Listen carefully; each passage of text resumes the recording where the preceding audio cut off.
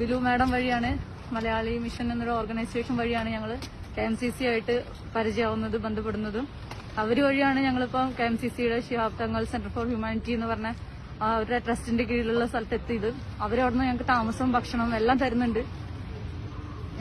ഞങ്ങളുടെ ഒരു വീട് പോലെ തന്നെ ഞങ്ങൾക്ക് അവിടെ എല്ലാവരും സുരക്ഷിതമാണ്. എല്ലാവരും ഞങ്ങളോട് അതുപോലെ ഇടപഴകുന്നുണ്ട്, കാര്യങ്ങളൊക്കെ നടക്കുന്നുണ്ട്.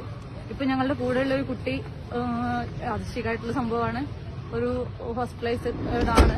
അപ്പൊ അവളുടെ അടുത്ത് അവൾക്ക് കൂടെ നിൽക്കാൻ വീട്ടുകാർക്ക് എത്താനും പറ്റുന്നില്ല, ആരും ഇല്ലാത്തൊരവസ്ഥയില്. ഇപ്പൊ ഞങ്ങൾ തന്നെ കെയർ ചെയ്യേണ്ട അവസ്ഥ ആയതുകൊണ്ട് അവളുടെ കൂടെ ഹോസ്പിറ്റലിൽ കാര്യങ്ങളൊക്കെ നോക്കുകയാണ്.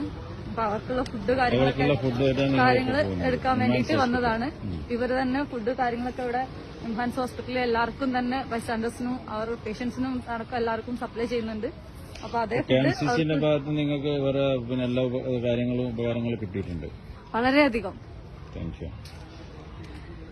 ഇപ്പോഴും അവരുടെ സംരക്ഷണത്തിൽ തന്നെയാണ്.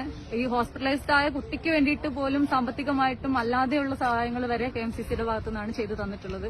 ഇപ്പോഴും ചെയ്തുകൊണ്ടിരിക്കുന്നതും അവർ തന്നെയാണ്. ഇവരിവിടെ വന്ന് പെട്ടുപോയതാണ്. ഇവർക്കുള്ള എല്ലാ സംരക്ഷണവും KMCC കൊടുത്തിട്ടുണ്ട്. 56 പേര് ഇപ്പം നിലവിലുണ്ട്. 12 പേര് ഇന്നലെ നാട്ടിലേക്ക് അയച്ചു. ദുബായിൽ നിന്ന് വന്നവരായിരുന്നു.